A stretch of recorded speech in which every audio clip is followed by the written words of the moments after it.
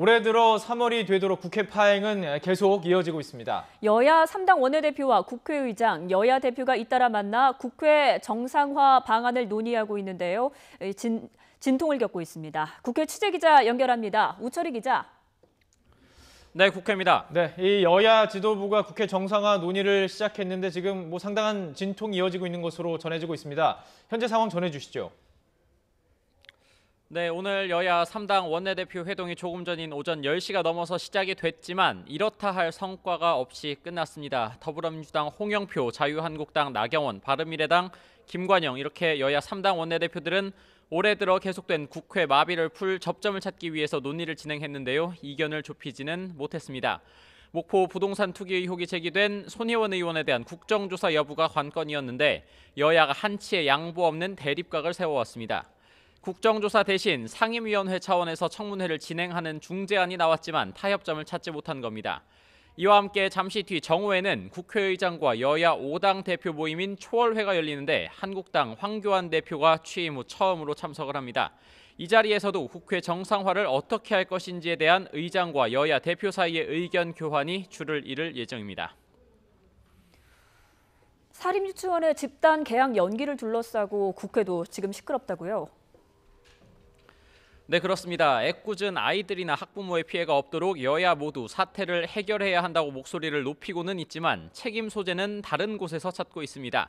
오늘 아침 각 당 회의에서도 발언이 이어졌습니다. 더불어민주당 홍영표 원내대표는 사립유치원의 불법적인 집단 행동은 절대로 관용 없이 강력하게 대응해야 한다면서 한국당의 유치원 3법 반대로 유치원의 극단적인 행동을 초래했다고 비판했습니다. 반면에 한국당 나경원 원내대표는 모든 문제를 자초한 정부와 여당이 지금도 사립유치원을 겁박하는 것으로 일관하고 있다면서 즉각 진지한 대화에 나서야 한다고 맞섰습니다. 바른미래당 손학규 대표는 아이들을 볼모로 이익을 관철하려는 사립유치원의 자세는 결코 용납될 수 없는 만큼 즉각 복귀하라고 촉구하면서도 정부도 강경 일변도가 아닌 대화부터 시작하라고 촉구했습니다. 쟁점이 참 많습니다. 북미 정상회담 결렬을 둘러싼 여야의 신경전도 계속되고 있죠. 네, 더불어민주당과 자유한국당은 오늘 아침 각각 하노이 정상회담을 평가하고 나아갈 방향을 찾는 토론회를 개최했습니다. 민주당은 회담이 결렬되긴 했지만 비핵화 진전에 있어서 상당히 중요한 자산을 남긴 회담이라면서 우리 정부의 중재자 역할이 어느 때보다 중요해졌다고 의미를 부여했습니다.